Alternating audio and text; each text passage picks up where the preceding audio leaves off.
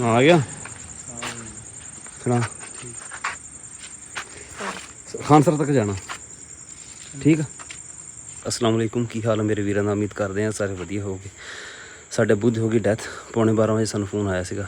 ਅਸੀਂ ਚੱਲੇ ਹੁਣ ਫੈਸਲਾਬਾਦ ਸਵੇਰ 9 ਵਜੇ ਜਨਾਜ਼ਾ ਤੇ 12:30 ਹੁੰਦੇ ਪਏ ਆ।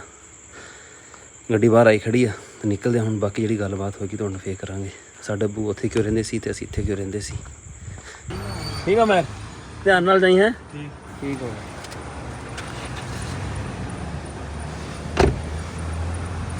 साढ़े 3 हो गया साढ़ा तकरीबन हजे एक हिस्सा सफ़र होया वा। इत्थे खड़े सी पंप ते वाशरूम वगैरह करने वास्ते।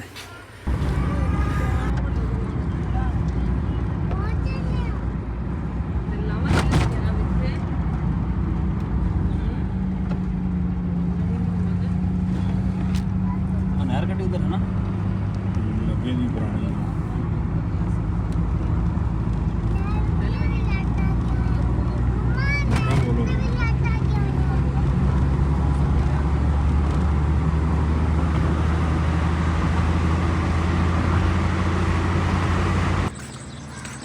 पानी घटा गई है पानी घटा गई है ना कोई उधर बनाओ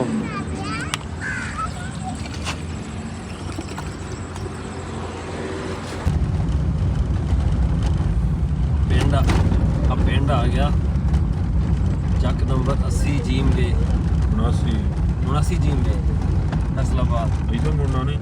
हाँ इधर मुड़ना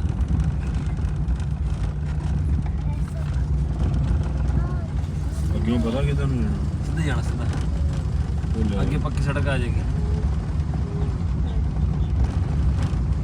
यसी है नासी नहीं है आसी है।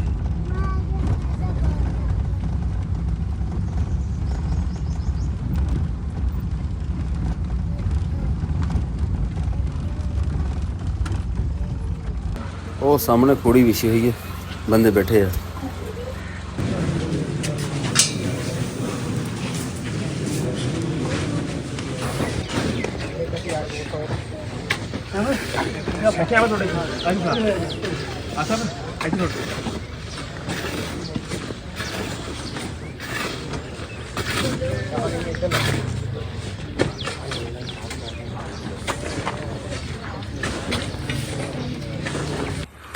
हाँ जी अबू हुणां दी तजहीज़ तदफीन तो हो गई सी ते असी जदों पिछों आए ना साडी फीलिंग कोई होर सी पर जदों इत्थे पहुंचे ना इत्थे माहौल देख के ना साडी सारे जेहड़े ना काम जेहड़ा चेंज हो गया।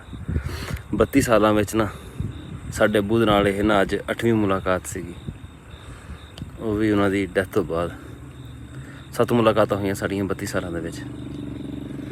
साडे मोबाइल दी बैटरी हैगी लो ते पता करांगे चार्जर कितों हजे पता करते हैं।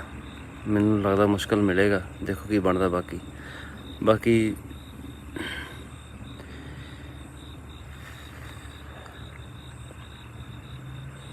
बाकी ਜਿਹੜੀਆਂ ਗੱਲਾਂ ਹੈਗੀਆਂ ਨਾ ਸਵੇਰੇ ਕਰਾਂਗੇ।